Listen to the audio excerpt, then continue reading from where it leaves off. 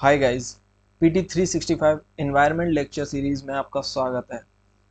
यहाँ मिलेगा आपको एनवायरनमेंट के सभी क्रूशियल टॉपिक्स का ब्रेकडाउन जो आपको आपके एग्ज़ाम को क्रैक करने में आपकी हेल्प करेगा। हम सिंपल और इंगेजिंग तरीके से कॉन्सेप्ट को समझेंगे जिससे आप इजीली अपनी प्रिपरेशन को नेक्स्ट लेवल तक ले जा सकते हैं।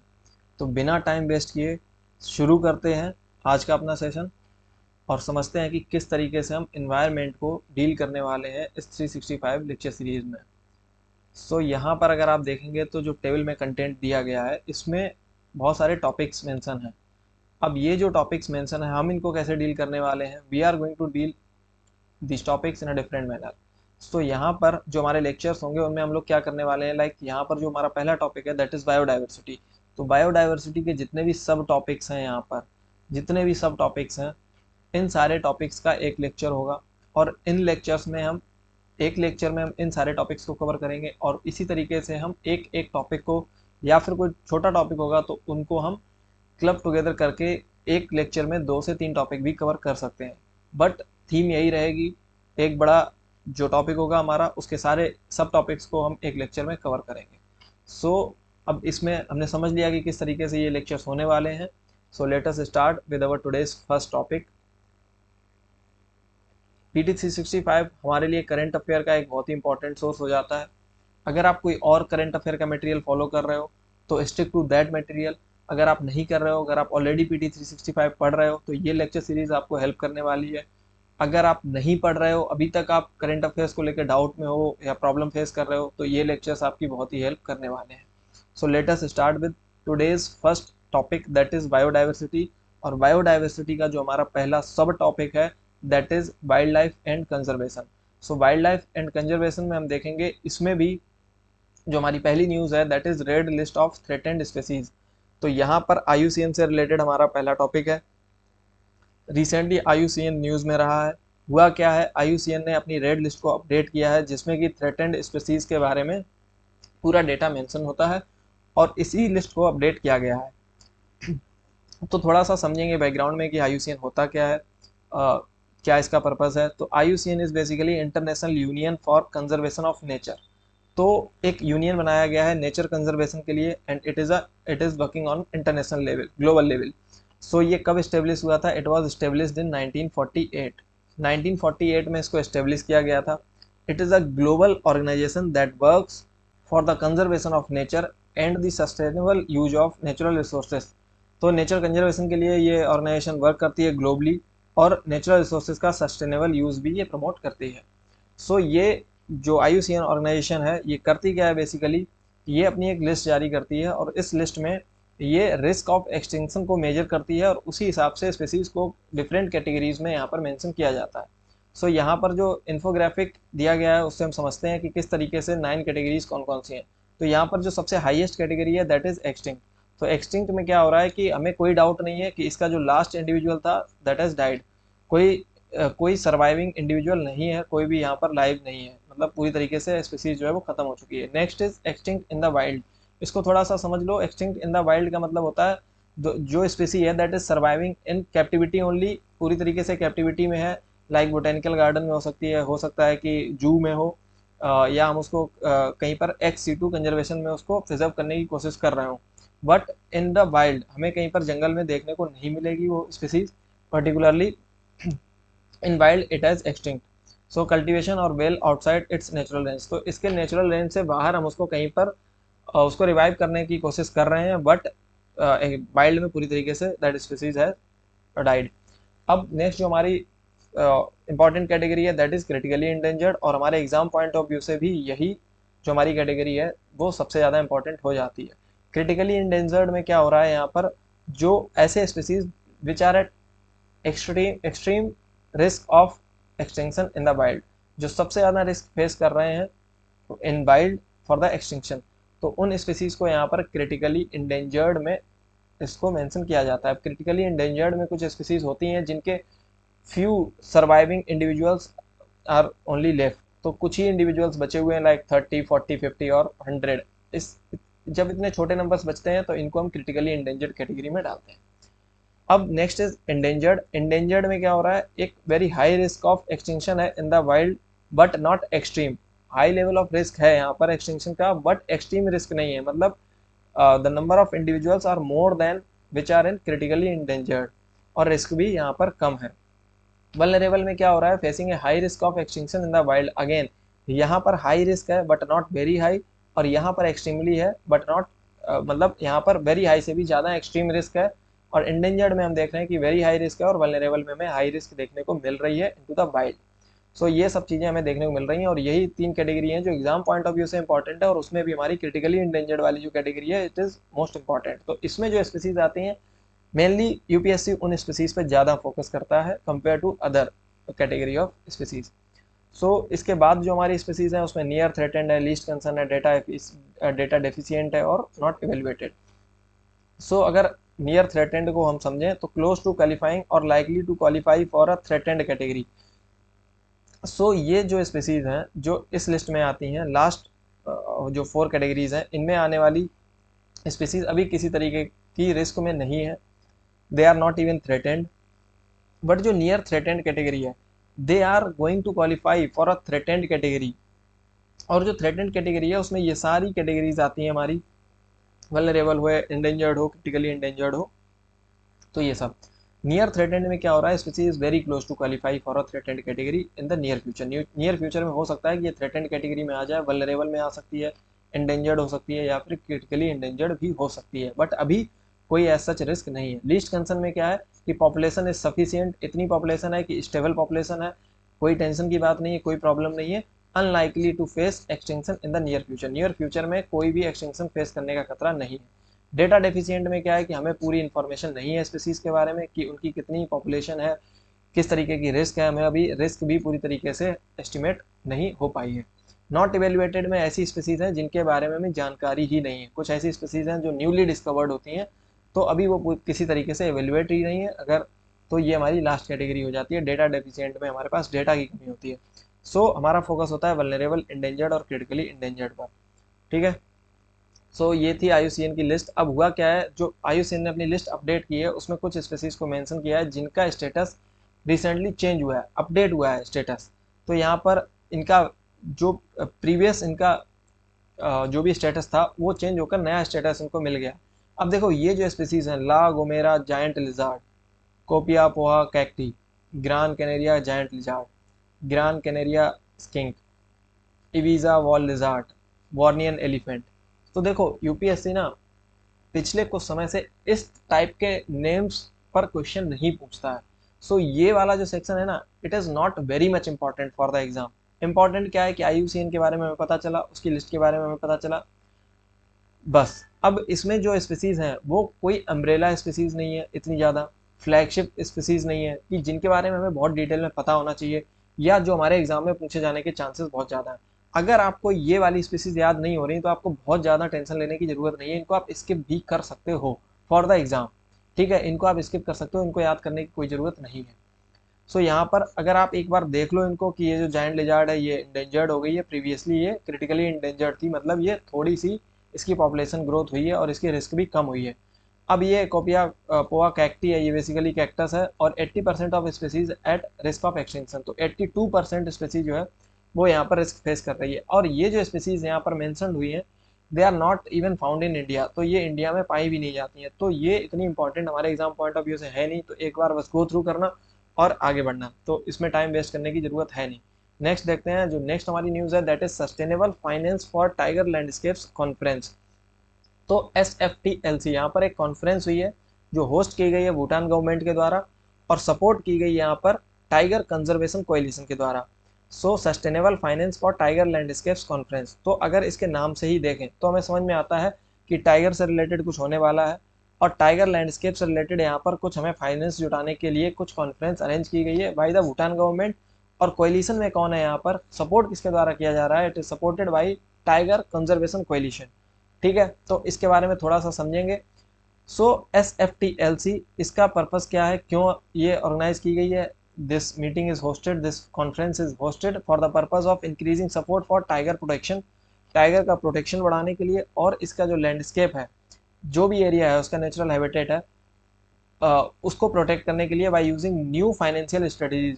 तो यहाँ पर फाइनेंशियल स्ट्रेटजीज जो है उनको इम्प्रूव करना है, और ग्लोबल पार्टनरशिप को भी इंक्रीज करना है। और यहाँ पर एक पैरो एक स्टेटमेंट यहाँ पर दिया गया है भूटान गवर्नमेंट के द्वारा इन भूटान। तो यहाँ पर ये जो कॉन्फ्रेंस हुई वहाँ पर ये स्टेटमेंट एग्री किया गया, पास किया गया। और इस स्टेटमेंट में जो हमारा टारगेट सेट किया गया है that is to mobilise $1 billion in additional funding by 2034। So यहाँ पर 2034 नेक्स्ट डिकेड में मतलब ये $1 बिलियन को यहाँ पर अरेंज किया जाएगा for the protection of tiger landscape. ठीक है, क्या ये एग्जाम में एज इट इज ऐसा पूछा जा सकता है? चांसेस बहुत कम है। इस तरीके की कॉन्फ्रेंस ऐसे पूछ ली जाएगी, बहुत कम है। ठीक है, पूछा क्या जा सकता है कि Paro statement is related to what. Paro statement किस recently in news is related to what. तो आपको ये पता होना चाहिए जो पारो स्टेटमेंट है it is related to tiger protection and its landscape protection. और पारो स्टेटमेंट में ही एक टारगेट सेट किया गया है that is to mobilise $1 billion additional funding by 2034 for the protection of tiger and its landscape. So Paro statement के बारे में पता होना चाहिए, this is important for exam. ये कॉन्फ्रेंस एज इट इज नहीं पूछी जाएगी, इस तरीके से क्वेश्चन यूपीएससी फ्रेम यूजुअली नहीं करता है। ठीक है, अब टाइगर कंजर्वेशन कोएलिशन में अगर हम देखें, टाइगर कंजर्वेशन कोएलिशन क्या है? It is a independent group of organisations. ये एक इंडिपेंडेंट ग्रुप है ऑर्गेनाइजेशंस का, कई सारी ऑर्गेनाइजेशंस इसमें हैं, उनका एक ग्रुप है ये टाइगर कंजर्वेशन कोएलिशन। कौन सी यहाँ पर मेंबर्स हैं इस ग्रुप के? तो यहाँ पर देखोगे आप तो IUCN पहला मेंबर है, UNDP है, यूनाइटेड नेशंस डेवलपमेंट प्रोग्राम है, वाइल्ड लाइफ कंजर्वेशन सोसाइटी है, और world wide fund for nature है, WWFN भी यहाँ पर इसका मेंबर है। सो ये टाइगर कंजर्वेशन कोएलिशन के ये सारे मेंबर्स हैं और इन्हीं की बात हो रही है, इंडिपेंडेंट ग्रुप ऑफ ऑर्गेनाइजेशंस की। दे ब्रिंग्स टुगेदर लीडिंग बायोलॉजिस्ट। तो यहाँ पर क्या होता है कि जो लीडिंग बायोलॉजिस्ट होते हैं उनको लाया जाता है, एक्सपर्ट्स होते हैं जो वाइल्ड लाइफ में, उनको यहाँ पर लाया जाता है। और क्या फोकस कर रहे हैं? इन सब एक्सपर्ट्स की मदद से ये लोग they are trying to achieve tiger conservation. ठीक है, सो इतना ही है इसमें, इतना समझ लो कि कुछ भूटान गवर्नमेंट ने यहाँ पर पारो स्टेटमेंट हुआ है रिलेटेड टू टाइगर प्रोटेक्शन, जिसमें फंड रेजिंग का टारगेट सेट किया गया है। इस फंड के साथ के डेटा के साथ यूपीएससी थोड़ा सा दिमाग घुमा सकता है। ठीक है, तो इस तरीके से थोड़ा सा ध्यान देना। और टाइगर कंजर्वेशन कोएलिशन क्या है? इंडिपेंडेंट ग्रुप ऑफ ऑर्गेनाइजेशंस है, इट इज़ नॉट एन ये कोई पर्टिकुलर एनजीओ नहीं है। ठीक है, तो इस तरीके से थोड़ा ध्यान देना। Sustainable financing initiatives launched in SFPLC। तो इसमें क्या हुआ है? टाइगर लैंडस्केप्स इन्वेस्टमेंट फंड बनाया गया है, UNDP के द्वारा प्रेजेंट किया गया है। ठीक है, uses nature positive business approach. ठीक है, तो ये सब इतना ज़्यादा कुछ इंपॉर्टेंट नहीं है। टाइगर बॉन्ड्स यहाँ पर तैयार किए गए हैं by the Asian Development Bank to engage private sector investors. तो प्राइवेट सेक्टर इन्वेस्टर्स को यहाँ पर टाइगर बॉन्ड्स के थ्रू टाइगर प्रोटेक्शन के लिए यहाँ पर इंगेज करने की कोशिश की गई है। सो अब थोड़ा सा देखते हैं कि जितनी हम जिस टाइगर की बात कर रहे थे उसके बारे में थोड़ा समझते हैं कि ये बेसिकली है क्या। इंडियन टाइगर इसका नाम है, पैंथेरा टिग्रिस इसका साइंटिफिक नाम है, और रॉयल बंगाल टाइगर भी इसका नाम है। तो ये इन तीन नामों से ये जाना जाता है। बेसिकली हम इसको इंडियन टाइगर या रॉयल बंगाल टाइगर के नाम से जानते हैं। सो ये हमें इतना इसके बारे में पता होना चाहिए। ठीक है, सो नेक्स्ट जो हमारा इसमें है, इसका जो हैबिटेट है, जो हमारा टाइगर है इंडियन टाइगर, इसका जो हैबिटेट है वो अगर देखो, इसका टाइगर रेंज कंट्रीज है, यहाँ पर कई सारी कंट्रीज में ये मिलता है हमको। ठीक है, देखने को मिल जाता है इजीली। तो Bangladesh, Bhutan, Cambodia, China, India, Indonesia, Laos, Malaysia, Myanmar, Nepal, Russia, Thailand and Vietnam. So अगर आप South Asia and South East Asia वाला रीजन देखो तो यहाँ पर हमको ईजिली टाइगर देखने को मिल रहा है। साउथ ईस्ट एशिया वाले पार्ट में हमको टाइगर देखने को एक भारी मात्रा में मिल रहा है। इंडिया में हमको कहाँ पर मिलता है? शिवालिक गैंजेटिक प्लेन्स पर। ठीक है, जो हिमालयंस का शिवालिक वाला पार्ट है वहाँ पर। फिर सेंट्रल इंडिया में आप देखोगे MP वाले रीजन में, राजस्थान वाले रीजन में हमको देखने को मिलेगा। ठीक है, ईस्टर्न घाट्स में हमको देखने को मिलता है, वेस्टर्न घाट्स में हमको देखने को मिलता है, नॉर्थ ईस्टर्न हिल्स पे भी देखने को मिलता है, ब्रह्मपुत्र फ्लड प्लेन्स पे भी देखने को मिलता है, और सुंदरबंस में भी देखने को मिलता है। सो कहने का मतलब ये है कि जो टाइगर है उसका कोई एक स्पेसिफिक फिक्स्ड एरिया नहीं है कि बस उसी एरिया में सर्वाइव करता है। They are tigers are surviving in different range of temperatures, different range of vegetations, so और in different range of locations. तो कई सारी लोकेशंस ये कवर करते हैं, कई सारे टाइप के क्लाइमेटिक कंडीशंस में ये सर्वाइव करते हैं। ठीक है, तो इंडिया में अगर आप देखोगे तो इंडिया के मेजर पार्ट्स में हमको टाइगर ईजिली देखने को मिलता है। सो इंडियन नेशनल पार्क्स में ज़्यादातर में हमें टाइगर्स देखने को मिलते हैं। मैक्सिमम डिस्ट्रीब्यूशन कहाँ पर है? मैक्सिमम डिस्ट्रीब्यूशन है हमारा मध्य प्रदेश में। अब कमेंट में आप बताओगे कि मध्य प्रदेश में अभी रिसेंटली एक नई टाइगर रिजर्व यहाँ पर ऐड किया गया है, उसका नाम क्या है वो आप कमेंट में बताओगे। ठीक है, सो अगर हम देखो मैक्सिमम पॉपुलेशन टाइगर की कहाँ पर हमें देखने को मिल रही है, एमपी में, और उसके बाद जो सेकंड है यहाँ पर that is Karnataka and Uttarakhand. तो यूपीएससी यहाँ पर अगर टाइगर से रिलेटेड क्वेश्चन फिर से पूछता है तो यहाँ पर इस डेटा के साथ भी खिलवाड़ कर सकता है और वो बोलेगा कि the maximum population of tiger is found in Karnataka और उत्तराखंड, बट ये स्टेटमेंट गलत है। ठीक है, तो ये कहाँ पर पाया जाता है, मध्य प्रदेश में। अब इसके कैरेक्टरिस्टिक्स देख लो, फ्लैगशिप स्पीसीज है, अम्ब्रेला स्पीसीज है, सॉलिटरी और mostly nocturnal and territorial animal. So territorial animal का मतलब समझो पहले तो। टेरिटोरियल एनिमल कौन सा होता है, ऐसे एनिमल्स जो अपनी पर्टिकुलर टेरिटरीज में रहते हैं या अपनी टेरिटरीज को मार्क करते हैं और उसको डिफेंड करते हैं, ऐसे एनिमल्स को हम क्या बोलते हैं, territorial animal. So tiger is one of those territorial animal यहाँ पर। ठीक है, तो ये हमें समझना होगा। इसके अलावा आप देखोगे यहाँ पर सॉलिटरी एनिमल है, टाइगर जो है वो मोस्टली अकेला रहना पसंद करता है। और यहाँ पर एक फ्लैगशिप स्पीसीज भी ये है। ठीक है, फ्लैगशिप स्पीसीज का मतलब क्या होता है, ये ऐसी स्पीसी होती है जो कि एक सिंबल की तरह यूज की जाती है, एक रिप्रेजेंटेटिव की तरह होती है पूरे एक बड़े इन्वायरमेंट या फिर जो कंजर्वेशन से रिलेटेड एफर्ट्स चल रहे हैं उनसे रिलेटेड एक मेजर स्पीसीज जो हमारे उस पूरे एरिया को रिप्रेजेंट करती है, वो होती है हमारी फ्लैगशिप स्पीसीज। तो जो हमारा टाइगर है that comes under the flagship species, तो ये भी हमें पता होना चाहिए। ठीक है, और यहाँ पर दूसरा इसमें लिखा है कि अम्ब्रेला स्पीसीज। अम्ब्रेला स्पीसीज कौन सी होती हैं, जो conservation provides and it provides protection to a large number of other species. तो ये कई सारी अदर स्पीसीज को भी प्रोटेक्शन प्रोवाइड करते हैं। इस तरीके के जो एनिमल होते हैं उनको हम अम्ब्रेला स्पीसीज भी बोलते हैं। ठीक है, तो यहाँ पर कई सारे और एनिमल्स भी यहाँ पर या फिर वाइल्ड लाइफ में कई सारे और वाइल्ड एनिमल्स भी यहाँ पर उस सेम हैबिटेट को शेयर करते हैं। और एक अम्ब्रेला स्पीसीज होती है जिसका कंजर्वेशन अगर किया जाए तो उसका conservation provides protection to other species as well. So particularly ये स्पीसीज किसी को प्रोटेक्ट नहीं कर रही है। अम्ब्रेला स्पीसीज में क्या हो रहा है कि ये स्पीसीज को अगर हम कंजर्व कर रहे हैं तो different other species will also be protected to protect that animal. क्यों, अब ऐसे समझो कि टाइगर को अगर हमें प्रोटेक्ट करना है वाइल्ड में, तो टाइगर को प्रोटेक्ट करने के लिए हमें टाइगर का प्रे बेस जो होगा उसको मेंटेन करना पड़ेगा।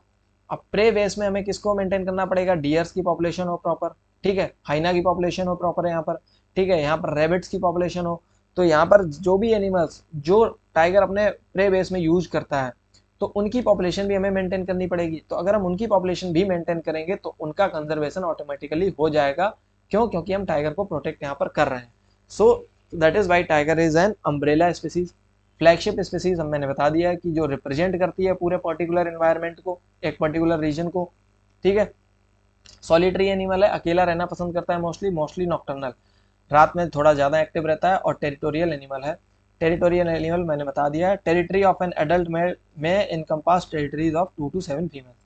तो जो हमारा मेल टाइगर है उसकी जो टेरिटरी है उसमें वो किसी दूसरे मेल टाइगर को तो अलाउ नहीं करता है। ठीक है, बट टाइगर तो टाइगर है, इनको भी शौक होता है। तो इसलिए क्या है कि ये टाइगर्स जो होते हैं वो अपनी टेरिटरी में 2 से लेकर 7 फीमेल्स तक को अलाउ करते हैं रहने के लिए। सो एक टाइगर की टेरिटरी में, एक मेल एडल्ट टाइगर की टेरिटरी में 2 to 7 फीमेल्स में एग्जिस्ट। ठीक है, but there will be no other male tiger. तो अगर 2 मेल टाइगर पहुंचेंगे तो फिर कन्फ्लिक्ट ऑफ इंटरेस्ट हो जाएगा वहां पर, और वहां पर हमें फाइट देखने को मिल सकती है। ठीक, tiger stripes are individually as unique as human footprints, human fingerprints. तो जो ह्यूमन फिंगरप्रिंट्स होती हैं जिस तरीके से वो यूनिक होती हैं उसी तरीके से जो टाइगर्स के ऊपर ये स्ट्रिप्स हमें देखने को मिलती हैं दे आर ऑल्सो यूनिक, और वो हर एक टाइगर की डिफरेंट स्ट्रिप्स हमें देखने को मिलती हैं। ठीक है, तो ये हमें पता होना चाहिए। So tiger is a very unique and very special animal. Threats क्या है इसके, अब देखो यहाँ पर ही मेंशन क्या हुआ है, IUCN की जो लिस्ट है उसमें टाइगर का स्टेटस क्या है, टाइगर इज यहाँ पर कैटेगराइज्ड एज एंडेंजर्ड एनिमल। तो ये देखना कि जो इंडियन रॉयल बंगाल टाइगर है it is not critically endangered. ठीक है, ये क्रिटिकली इंडेंजर्ड नहीं है, इट इज इंडेंजर्ड ओनली। ठीक है, तो ये इंडेंजर्ड कैटेगरी में आता है। प्लस ये साइट्स के भी अपेंडिक्स 1 में आता है। साइट्स का बेसिकली काम क्या है, it is a convention for international trade in endangered species. तो ये क्या करती है, एक कन्वेंशन बनाई गई है endangered species of wild fauna and flora. So यहाँ पर वाइल्ड फ्लोरा एंड फोना से रिलेटेड जो इंटरनेशनल ट्रेड होता है उस ट्रेड में जो सस्टेनेबल ट्रेड हो सके, इनके सर्वाइवल पे कोई थ्रेट ना आए, इस तरीके का ट्रेड प्रमोट करती है ये साइट्स। और मॉनिटर भी करने की कोशिश करती है कि किसी एनिमल की जो एग्जिस्टेंस है उस पर थ्रेट तो नहीं आ रहा है क्या, जो इंटरनेशनल ट्रेड हो रहा है उसकी वजह से, ठीक है। और कुछ एनिमल्स का ट्रेड ये बैन भी करती है। तो जो हाई प्रायोरिटीज एनिमल्स होते हैं उनको यहाँ पर एनिमल्स होते हैं उनको यहाँ पर अपेंडिक्स 1 में रखा जाता है। सो जो सबसे इंपॉर्टेंट एनिमल्स होते हैं, तो tiger is under the appendix 1 of sites, तो ये ध्यान देना। तो टाइगर जो है काफ़ी स्पेशल ट्रीटमेंट यहाँ पर हर तरीके से पाता है। अब देखते हैं कि टाइगर, अब देखो WPA wild life Protection Act 1972 में जो 4 शेड्यूल है, उनमें जो फर्स्ट शेड्यूल होता है उसमें भी सबसे इंपॉर्टेंट जो एनिमल्स होते हैं उनको रखा जाता है। तो उसके शेड्यूल 1 में हमने इसको मेंशन किया हुआ है। WPA 1972 में भी ये शेड्यूल 1 में आता है। थ्रेट्स देखते हैं। देखो मैं थोड़ा सा हर एक चीज़ को कवर करने की कोशिश कर रहा हूँ ताकि आपका जो स्टैटिक पार्ट है वो भी साथ में कवर होता चला जाए। अब होता क्या है कि जब आप PT 365 खुद से पढ़ रहे होते हो तो आप इसके डीप में नहीं जाते हो, बस आप देख लोगे कि साइट्स के अपेंडिक्स 1 में IUCN का एंडेंजर्ड स्टेटस है। तो इसलिए ही मैंने पहले बताया कि IUCN क्या था, साइट्स क्या है, उसके अपेंडिक्स क्या है, ठीक है। वाइल्ड लाइफ प्रोटेक्शन एक्ट के बारे में भी हम आगे बात करेंगे, डिटेल में बात करेंगे। सो ये अब समझते हैं कि टाइगर्स के थ्रेट क्या है। टाइगर्स का बेसिकली हैबिटेट लॉस हो रहा है यहाँ पर। क्यों हो रहा है? क्योंकि हमने एग्रीकल्चरल एक्सपेंशन किया है, इंडस्ट्रियल डेवलपमेंट हुआ है उसकी वजह से, प्लस जो रेसिडेंशियल एरियाज है उनका एक्सपेंशन हुआ है जिसकी वजह से हैबिटेट लॉस हुआ है। हैबिटेट लॉस होने की वजह से जो इसकी प्रे स्पीसीज है उनका लॉस हुआ है, क्योंकि उनका भी तो हैबिटेट लॉस हुआ है। तो एक तो इनका घर उजड़ा है टाइगर्स का, साथ में इनका जो भोजन बनते थे जो जानवर, उनका भी घर उजड़ने से वो भी, उनकी भी मात्रा कम हो गई है। प्लस हंटिंग बहुत हुई है। अब ठीक है, आज से पहले के टाइम में बहुत ज़्यादा हंटिंग होती थी, now it is completely banned, but hunting हुई है जिसकी वजह से इनकी population it was came to a very less number. तो प्लस पोचिंग होती है, ठीक है, बॉडी पार्ट्स के यूज करने के लिए हंटिंग कर दी जाती है, सर्टेन पर्पज से यहाँ पर हंटिंग होती है। प्लस इलीगल ट्रेड होता है, ठीक है, एनिमल प्रोडक्ट्स का, एनिमल स्किन का, ठीक है, एनिमल टीथ्स का। सो इस तरीके से कन्फ्लिक्ट विद ह्यूमंस, प्लस यहाँ पर ह्यूमन एनिमल कन्फ्लिक्ट में भी हमें यहाँ पर जो इंसिडेंट्स हैं उसमें भी हमें राइज देखने को मिला है। क्यों मिला है? Reason is same, agricultural expansion, industrial expansion. So यहाँ पर humans had tried to occupy more regions which were initially occupied by the tigers। तो यहाँ पर हैबिटेट लॉस हुआ है जिसकी वजह से हमें कन्फ्लिक्ट विद ह्यूमंस देखने को मिलता है, ठीक। कंजर्वेशन एफर्ट्स में अगर आप देखो तो टाइगर्स को हमने कंजर्व करने के लिए बहुत सारे एफर्ट्स चलाए हुए हैं। प्रोजेक्ट टाइगर गवर्नमेंट ने लॉन्च किया है। वाइल्ड लाइफ प्रोटेक्शन एक्ट आता है 1972 में, और उसके जस्ट एक साल बाद ही गवर्नमेंट लॉन्च करती है प्रोजेक्ट टाइगर। प्रोजेक्ट टाइगर एक सेंट्रली स्पॉन्सर्ड स्कीम है और इन सीटू कंजर्वेशन पे फोकस करती है। इन सीटू का मतलब होता है जो एनिमल की जो हैबिटेट है प्रॉपर, जहाँ पर वो एनिमल एग्जिस्ट करता है उसी लोकेशन में उसको प्रोटेक्ट करना। एक्स सीटू होता है इसके अपोजिट। एक्स सीटू का मतलब होता है उस टाइगर को कहीं कैप्टिविटी में ले जाकर उसको प्रोटेक्ट करना out of its natural habitat. तो उसके नेचुरल हैबिटेट से बाहर ले जाकर उस एनिमल की पॉपुलेशन क्योंकि बहुत ज़्यादा कम हो चुकी होती है या फिर उसमें एक्सट्रीम रिस्क कैटेगरी में होता है, तो हम उसको ले जाते हैं बाहर और उसको प्रॉपर कैप्टिविटी में ब्रीड कराने की कोशिश करते हैं, उसको कंजर्व करने की कोशिश करते हैं और प्रिजर्व करके रिवाइव कराने की कोशिश करते हैं। सो दैट इज एक्सी2 एंड यहाँ पर इन-सीटू कंजर्वेशन पे फोकस करते हैं टाइगर के लिए, ठीक है। प्रोजेक्ट टाइगर का पर्पस भी यहाँ पर क्या था? In situ conservation. NTCA National Tiger Conservation Authority यहाँ पर बनाएगी। It is also a statutory body. Statutory body है ये, constituted under wild life Protection Act 1972 के अंदर यहाँ पर नेशनल टाइगर कंजर्वेशन अथॉरिटी को बनाया गया, ठीक है। सो although it is made under a act, that is why it is a statutory body, ठीक। आई होप कि आपको पता होगा कि स्टेट्यूटरी बॉडीज क्या होती हैं। अब इतना बेसिक्स तो आपको थोड़ा सा समझना पड़ेगा, अगर नहीं पता तो थोड़ा सा गूगल करो, थोड़ा सा जानने की कोशिश करो। अमेंड कब किया गया है इसको? 2006 में किया गया है to administer project tiger. So project tiger को एडमिनिस्टर करने के लिए NTCA को एक बार अमेंड भी किया गया। So tiger is national animal of India. Plus एक M-STIPS प्रोजेक्ट लाया गया है इस टाइगर की डिजिटल मॉनिटरिंग करने के लिए। फिर यहाँ पर ग्लोबल टाइगर इनिशिएटिव लाया गया है 2008 में, वर्ल्ड बैंक के इनिशिएटिव है ये, ठीक है। फिर ग्लोबल यहाँ पर टाइगर फोरम लाया गया, इंटरनेशनल इंटर गवर्नमेंटल बॉडी के द्वारा यहाँ पर ग्लोबल टाइगर फोरम क्रिएट किया गया। और यहाँ पर फिर छोटे छोटे और एफर्ट्स हैं जैसे conservation, assured tiger standards, world wild life fund, tigers alive initiatives. तो ये सारे इनिशिएटिव्स क्या ये एग्जाम पॉइंट ऑफ व्यू से इंपॉर्टेंट है? तो मैं कहूँगा ये लास्ट वाले हैं, इनको तो छोड़ दो, बिल्कुल भी याद मत रखो, ठीक है। ग्लोबल टाइगर फोरम थोड़ा सा देख लेना। Global tiger initiative world bank का इनिशिएटिव है, ये ध्यान देना, ठीक है। एम स्टेप्स होता क्या है ये पता होना चाहिए, और नेशनल एनिमल है ये तो सभी को ही पता है। NTCA is a statutory body and it is constituted under WPA 1972, ये थोड़ा सा देख लेना, ये इंपॉर्टेंट है एग्जाम पॉइंट ऑफ व्यू से। अब देखो यहाँ पर एक दिया गया नोट में क्या दिया गया, as per the amendments made under wild life protection amendments act 2022 all species that are covered under appendices of CITES are not listed under schedule 4 of the act। so जो वाइल्ड लाइफ प्रोटेक्शन एक्ट को यहाँ पर amend किया गया है 2022 में, उसमें क्या हुआ है कि जितनी भी स्पीसीज थी जो साइट्स के अपेंडिसेस में कवर्ड थी, उन सबको शेड्यूल 4 ऑफ डब्ल्यूपीए में यहाँ पर मेंशन कर दिया गया है। वाइल्ड लाइफ प्रोटेक्शन एक्ट के शेड्यूल 4 में वो सारी स्पीसीज भी आ गई हैं जो साइट्स के अपेंडिसेस में मेंशन थी, पहले ऐसा नहीं था। साइट्स की लिस्ट के कोई भी आइटम यहाँ पर वाइल्ड लाइफ प्रोटेक्शन एक्ट के किसी भी शेड्यूल में नहीं थे। अब हमने इसको अपग्रेड किया है और इसको अमेंड किया है, और अब अमेंड करके यहाँ पर चेंज कर दिया, ठीक है। रिलेटेड टर्म्स क्या है, टाइगर लैंडस्केप्स का मतलब क्या होता है, large blocks of ecologically connected areas of suitable tiger habitat. तो जो टाइगर हैबिटेट्स हैं उनका ecologically connected large block of areas होते हैं, उसको ही हम टाइगर लैंडस्केप बोलते हैं। और एशिया में ये जो एरिया है, it occupies originally less than 8% of total area, ठीक है। अब लैंडस्केप्स इन इंडिया, जो टाइगर हैबिटेट रीजन्स हैं वही यहाँ पर टाइगर लैंडस्केप्स भी हैं इंडिया में, जो हम ऑलरेडी बात कर चुके हैं, ठीक। अगला देखते हैं, next is International Big Cat Alliance. तो जो हमारा इंटरनेशनल बिग कैट अलायंस है नेक्स्ट, इसमें क्या हुआ है, union cabinet approve the proposal of India to become a member of International Big Cat Alliance by signing and ratification of the framework agreement. So अब देखो ये इंटरनेशनल बिग कैट अलायंस जो है, ये एक अलायंस है जो प्रपोज किसके द्वारा किया गया था, it was proposed by India only, India के द्वारा प्रपोज किया गया। कब प्रपोज किया गया, it is propose on the 50th year of India's project tiger 2023, 2023 की जो ईयर थी, it was 50th year of India's tiger project tiger, ठीक है। तो इस 50th ईयर्स में 50th एनिवर्सरी पे इंडिया ने क्या किया, इंडिया ने बोला कि हम एक क्यों ना मिलके इंटरनेशनल बिग कैट अलायंस बनाते हैं और इसको लॉन्च करते हैं, ठीक।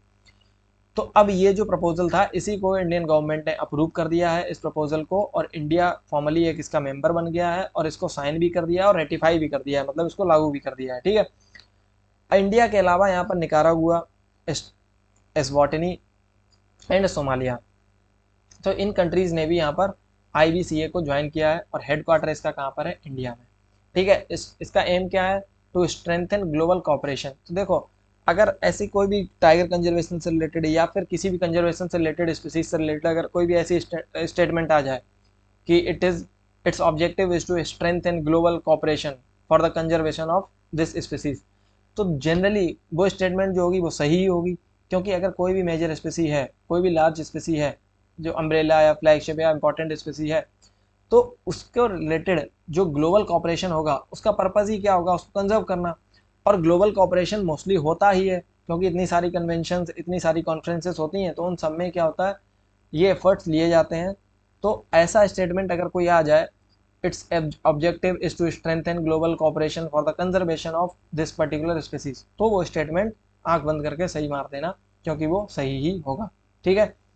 सो strengthen global cooperation for the conservation of 7 big cat species. तो यहाँ पर बिग कैट स्पीसीज जो है यहाँ पर, उसमें 7 कैट स्पीसीज आती हैं, जिसमें टाइगर है, लायन है, लेपर्ड है, स्नो लेपर्ड है, चीता है, जगुआर है एंड प्यूमा। तो अब समझने की बात यह है, अगर कोई स्टेटमेंट ऐसी फॉर्म होती है, अब देखो क्या ये सब इंपॉर्टेंट है एग्जाम के लिए, एज इट इज रट लोगे क्या, नहीं, it is not practically possible to rote everything, ठीक है। करना क्या है, समझ लो। समझोगे कैसे, अभी मैंने बताया कि 50th ईयर्स पे ये लॉन्च किया गया इनिशिएटिव, और इंडिया ने इसको साइन भी कर दिया और रेटिफाई भी कर दिया, तो ये इंपॉर्टेंट भी हो गया, एग्जाम में हो सकता है इस पर क्वेश्चन भी आ जाए, ठीक है। हेडक्वार्टर इंडिया में, हेडक्वार्टर पे क्वेश्चन पूछा जाना, इंडिया ने लॉन्च किया, तो ऑब्वियसली कोशिश तो ये होगी ना इंडिया में ही हेडक्वार्टर हो, और इंडिया में ही सबसे ज़्यादा पॉपुलेशन भी टाइगर की है। अब एम मैंने बता दिया आपको। अब देखो इंपॉर्टेंट ये है कि एक स्टेटमेंट ये बन सकता है कि in India all the 7 big cat species are naturally found.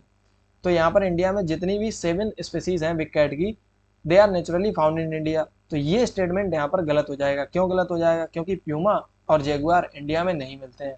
तो इंडिया में केवल 5 स्पीसीज मिलती हैं, जिसमें tiger, lion, leopard, snow leopard और चीता भी हमने रिसेंटली इंडिया में लाए हैं, क्योंकि it was extinct from India. तो इंडिया में 1952 के अराउंड चीता एक्सटिंक्ट हो गया था, तो हमने अभी इसको दोबारा से इंडिया में, नामीबिया से, साउथ अफ्रीका से इनको इंडिया में लेकर आए हैं।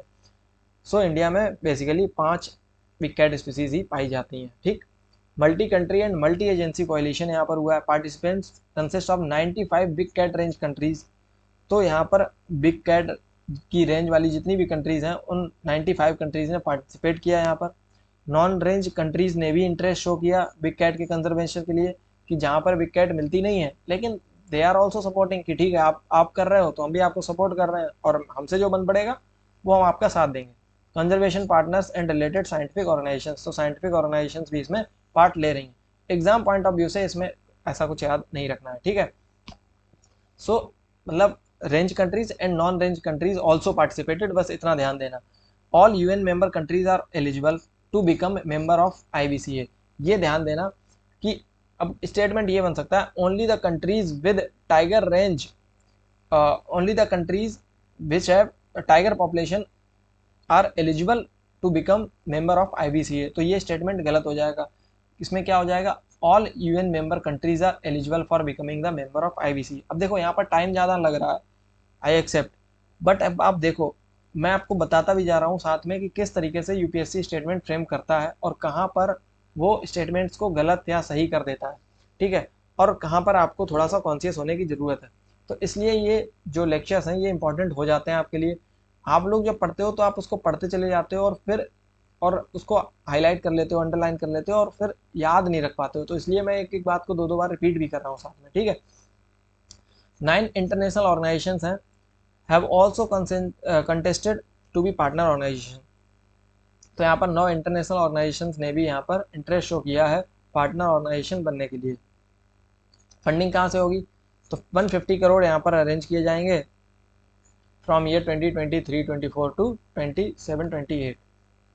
तो अगले 5 साल में यहाँ पर 150 करोड़ यहाँ पर सपोर्ट किया जाएगा। कंजर्वेशन स्टेटस क्या है बिग कैट स्पीसीज का इंडिया में।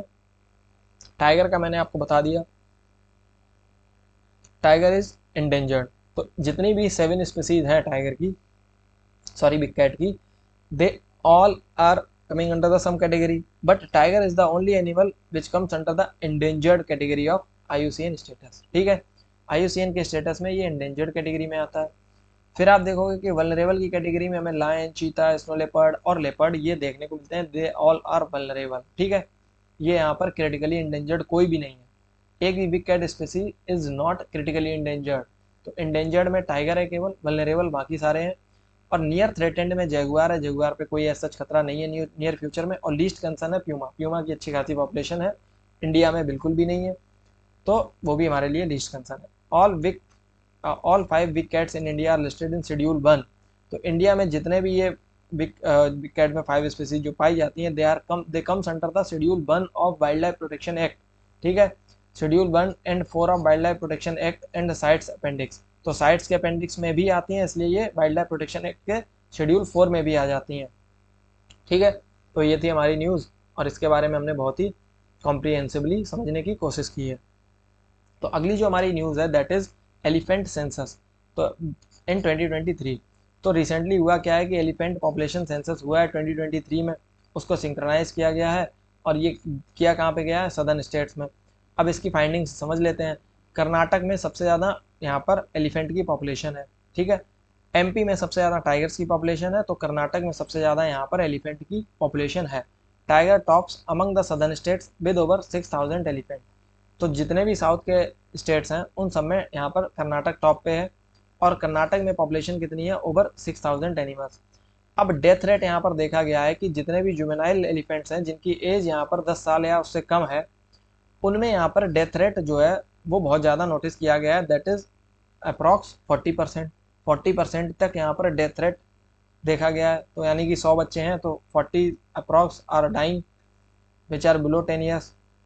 अब ये हो क्यों रहा है, ये हो रहा है एक वायरस की वजह से, और इस वायरस की डिजीज़ की वजह से ये एलिफेंट्स यहाँ पर जुवेनाइल जो एलिफेंट्स हैं दे आर डाइंग। तो ये देख लेना, एंडोथेलियोट्रॉपिक हर्पीज वायरस, तो ये वायरस है एलिफेंट को अफेक्ट कर रहा है, ठीक है। तो जिसकी वजह से यहाँ पर क्या हो रहा है, ये एक फेटल डिजीज़ है और इस फेटल डिजीज़ में बहुत सारे जो हमारे जुवेनाइल एलिफेंट्स हैं उनकी डेथ हो रही है। सो ये हमें ध्यान देना एलिफेंट से रिलेटेड। चलो तो नेक्स्ट देखते हैं, अब हम थोड़ा सा टाइगर के बारे में देख लेते हैं। तो जो हमारा इंडियन एलिफेंट है, इंडियन एलिफेंट को हम थोड़ा सा समझने की कोशिश करते हैं। इंडियन एलिफेंट बेसिकली कहाँ पर पाया जाता है? It is found in central and southern western Ghat. तो सेंट्रल इंडिया में पाया जाता है, ठीक है, और सेंट्रल वेस्टर्न घाट और सदर्न वेस्टर्न घाट में पाया जाता है, ठीक है। फिर ये नॉर्थ ईस्ट में पाया जाता है, ईस्टर्न इंडिया में पाया जाता है, नदर्न इंडिया में पाया जाता है, and in some parts of southern peninsular India. तो जैसा कि अगर आप टाइगर की पॉपुलेशन देख रहे थे, वैसे ही आप एलिफेंट को भी समझ लो। It also covers pan India region, तो पूरे इंडिया का जो रीजन है उसको कवर करता है।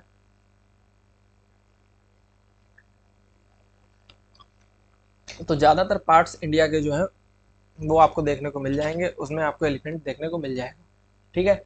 इंडिया जो है it is home to 60% of the world's elephant population. तो इंडिया में 60% वर्ल्ड एलिफेंट की पॉपुलेशन यहाँ पर इंडिया में एग्जिस्ट करती है, तो ये समझ लेना।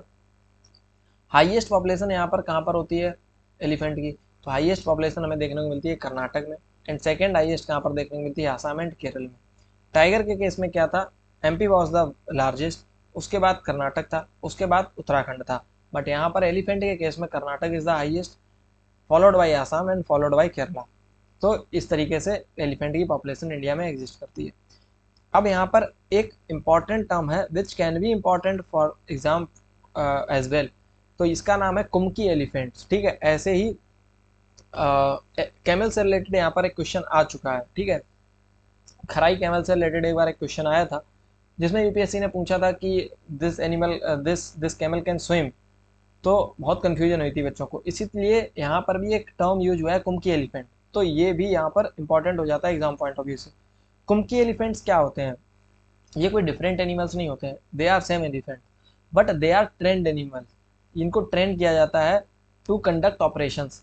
ऑपरेशंस होते हैं कई बार, कई वाइल्ड एनिमल्स को ट्रैप करना होता है, उनको पकड़ना होता है, या उनकी इंफॉर्मेशन गैदरिंग करनी होती है। तो उसमें ये कुमकी ट्रेंड एलिफेंट्स जो होते हैं, जिनको हम कुमकी एलिफेंट बोल रहे हैं, ये हमारी बहुत ही हेल्प करते हैं इन ऑपरेशंस में। तो ये कैप्टिव एशियन एलिफेंट्स होते हैं which are specially trained for operations to trap wild elephants.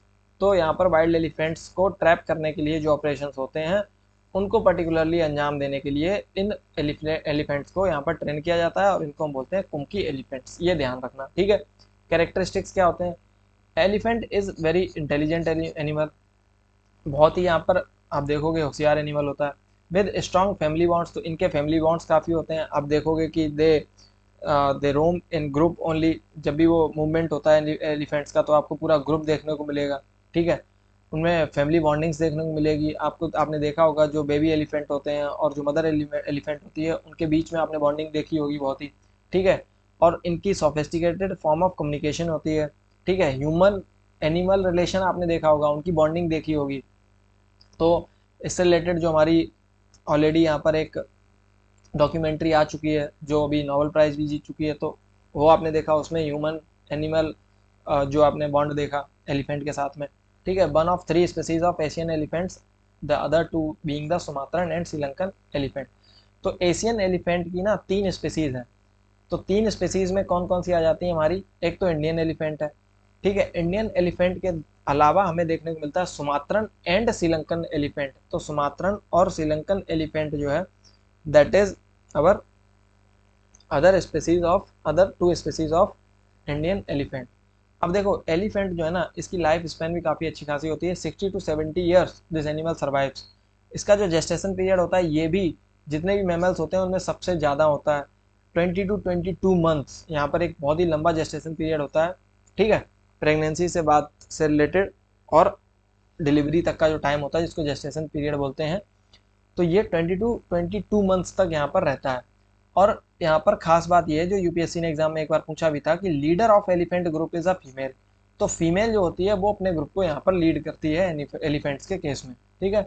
तो ये सारी इन्फॉर्मेशन हमें इस एलिफेंट के बारे में, इस एनिमल के बारे में पता होनी चाहिए। थ्रेट्स क्या है?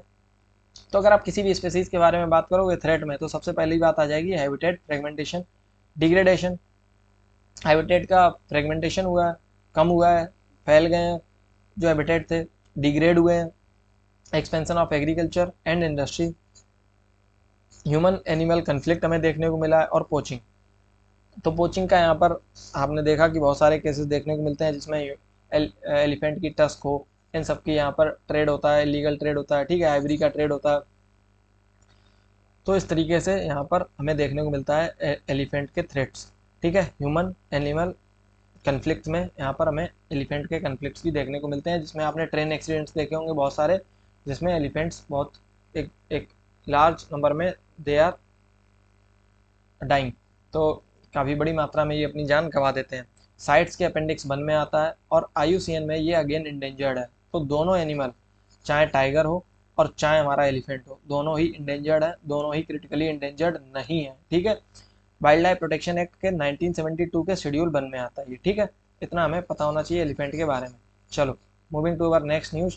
तो अच्छा यहाँ पर देख लेते हैं कंजर्वेशन एफर्ट्स क्या लिए गए। जैसे प्रोजेक्ट टाइगर लाया गया वैसे ही प्रोजेक्ट एलिफेंट लाया गया, but it was brought in 1992 में इसको लाया गया।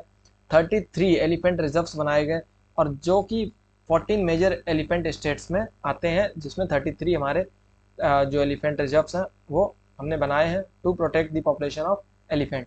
अब देख लेते हैं कि यहाँ पर हमारे जो एशियन एलिफेंट है और अफ्रीकन एलिफेंट है, इसमें डिफरेंस क्या है ये भी थोड़ा समझो।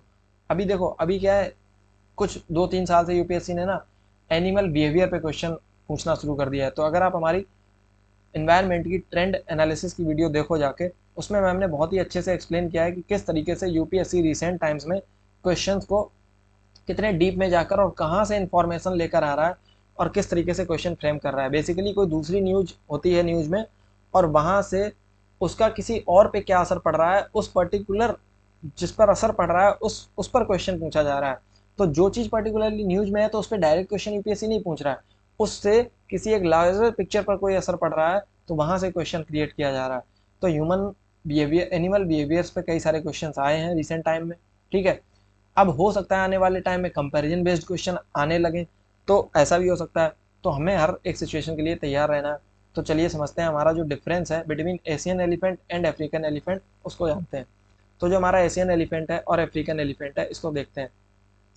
एशियन एलिफेंट का जो IUCN स्टेटस है दैट इज क्रिटिकली इंडेंजर्ड नहीं है, it is endangered. African elephant में जो हमारा सवाना एलिफेंट है, उसका क्या है, उसका भी इंडेंजर्ड स्टेटस है। बट यहाँ पर फॉरेस्ट एलिफेंट है, जो कि यहाँ पर अफ्रीकन एलिफेंट की ही सब स्पीसीज है, उसका जो स्टेटस है दैट इज क्रिटिकली इंडेंजर्ड। ये हमें ध्यान देना है कि उसका स्टेटस क्या है, क्रिटिकली इंडेंजर्ड है यहाँ पर, ठीक है। चलिए अब देखते हैं डिफरेंस और दूसरे इंडिकेटर्स देखते हैं। अगर हम साइज की बात करें तो अफ्रीकन एलिफेंट जो है हमारा, अफ्रीकन एलिफेंट का जो साइज है that is smaller, sorry Asian elephant का size is smaller, African elephant is longer, larger.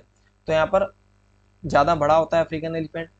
अगर वेट की बात करें तो Asian elephant is lighter as compare to African elephant. African elephant का 4000 टू 8000 किलोग्राम वेट होता है, और एशियन का 3000 टू 6000 किलोग्राम वेट होता है। ईयर्स की बात करें दे आर स्मॉलर, और अफ्रीकन एलिफेंट के ears are larger, fan shaped ears होते हैं, जो कि अभी हमने पिक्चर्स में देखे थे। तो अगर हम अफ्रीकन एलिफेंट के ईयर्स देखें they are larger and fan shaped, और यहाँ पर एशियन एलिफेंट के जो हमारे ईयर्स हैं दे आर स्मॉलर, ठीक है। कंपेरेटिवली स्मूदर स्किन, तो स्किन जो होती है that is smooth comparatively as compare to the African elephant. But यहाँ पर जो अफ्रीकन एलिफेंट की स्किन है दैट इज रिंकल्ड, यहाँ पर रिंकल्स देखने को मिलेंगे, जो कि आप पिक्चर में देखो, यहाँ पर हमें रिंकल्स इजीली देखने को मिल जाएंगे, बट यहाँ पर आप देखो स्मूथ टेक्सचर देखने को मिल रहा है इनकी स्किन पे, ठीक है। अब आप देखोगे टस्क जो होती है, टस्क क्या होती है, इनकी जो बेसिकली दांत होते हैं वो क्या होते हैं, only some male Asian elephants have tusk. तो कुछ ही एशियन एलिफेंट में हमें टस्क देखने को मिलती है, और टस्क जो है ना फीमेल में एब्सेंट होती है। तो ओनली यहाँ पर रूडिमेंट्री टस्क देखने को मिलती है कुछ जो हमारे एलिफेंट होते हैं।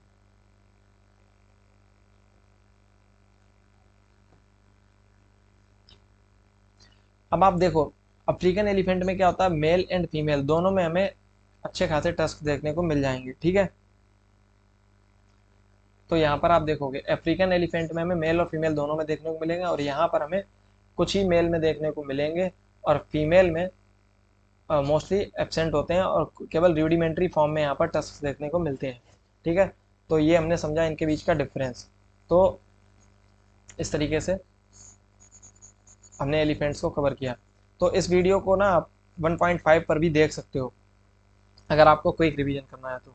ठीक है, अब नेक्स्ट देखते हैं हमारी न्यूज़ है, that is state of rhino 2024 report. तो स्टेट ऑफ राइनो 2024 जो रिपोर्ट है हमारी, इसमें क्या हुआ है कि इंटरनेशनल राइनो फाउंडेशन ने यहाँ पर रिलीज की है हमारी report. State of rhino 2024 report release की है। अब इसमें किया क्या है, इनिशियली इसको क्या बोला जाता है, जो IRF है, इंटरनेशनल राइनो फाउंडेशन है, इसको इनिशियली बोला जाता था international black rhino foundation 1991, not important for the exam. Dedicated to survival of world's rhino species. तो ये क्या काम है इसका, it is dedicated to survival of world's rhino species. तो राइनो स्पीसीज के सर्वाइवल के लिए डेडिकेटेडली काम करती है ये। ठीक है, की फाइंडिंग्स क्या है रिपोर्ट की, रिपोर्ट ने फाइंड किया है कि with all 5 species combined there are just under 28,000 rhinos left in world.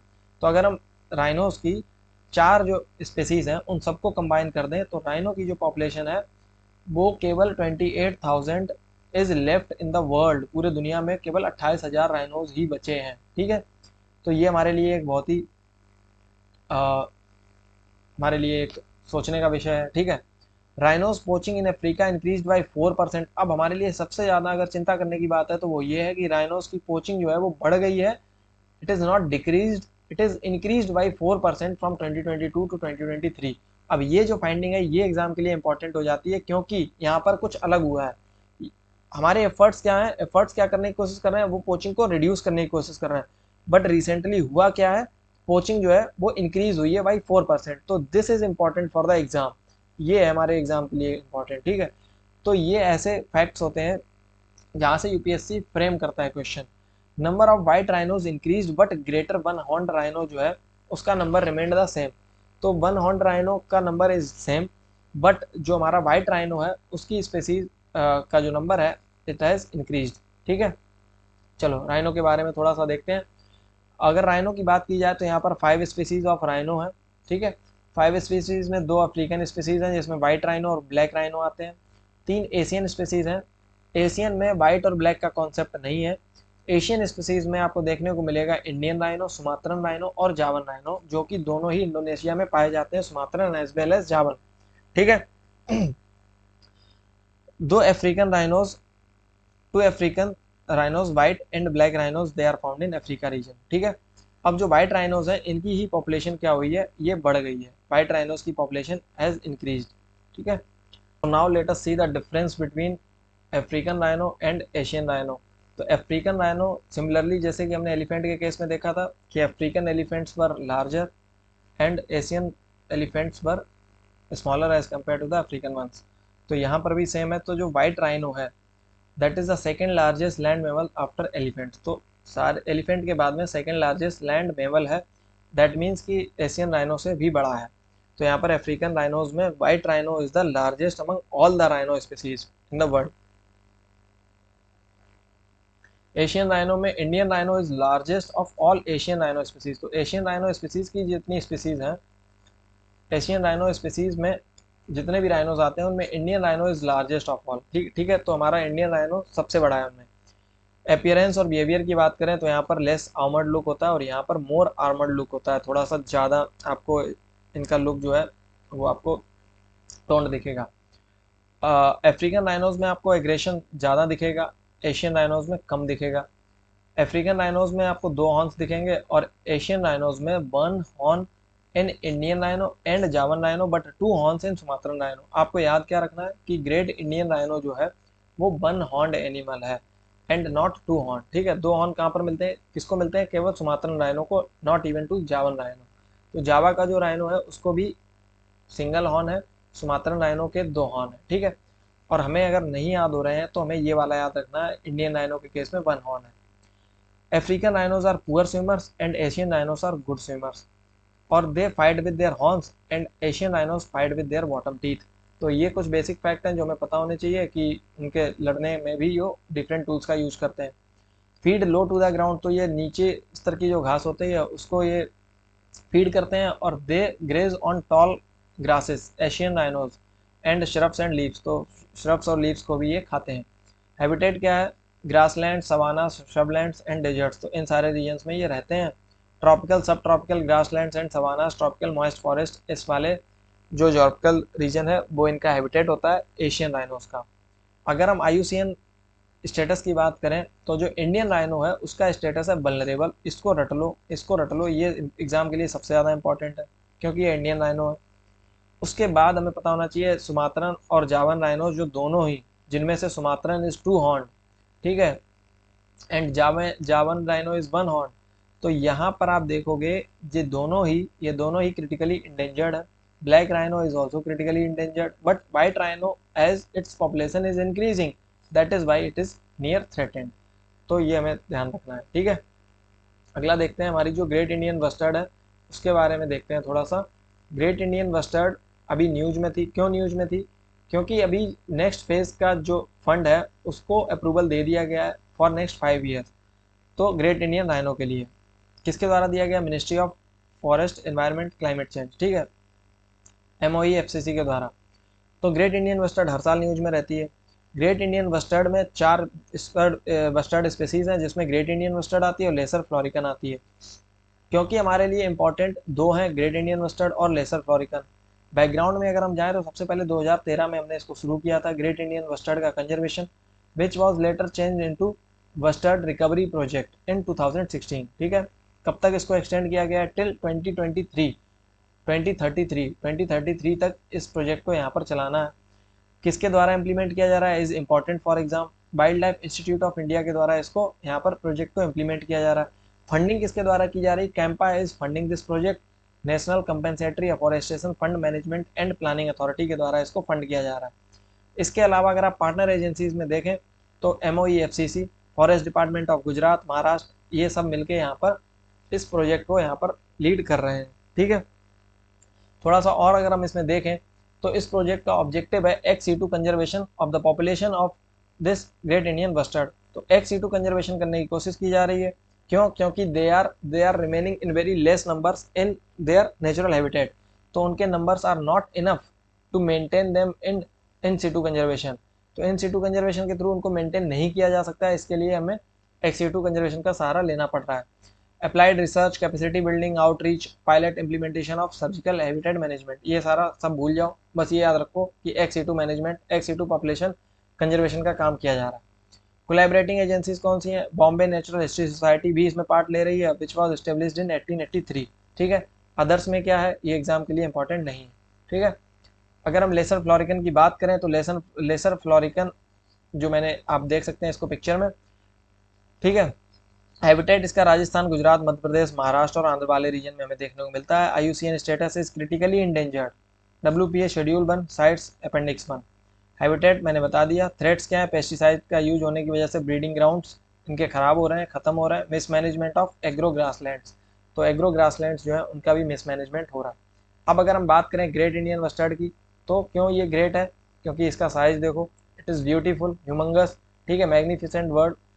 तो अगर आप इसके बारे में देखो तो इंडियन सब कॉन्टिनेंट में ये एंडेमिक वर्ड है, तो इस पर क्वेश्चन भी आता है। UPSC ask such type of questions, statement frame करता है कि this animal, this species is endemic to India और नॉट। तो great Indian bustard is endemic, तो ये याद रखना। मोस्टली कहाँ पर मिलती है? राजस्थान और गुजरात में।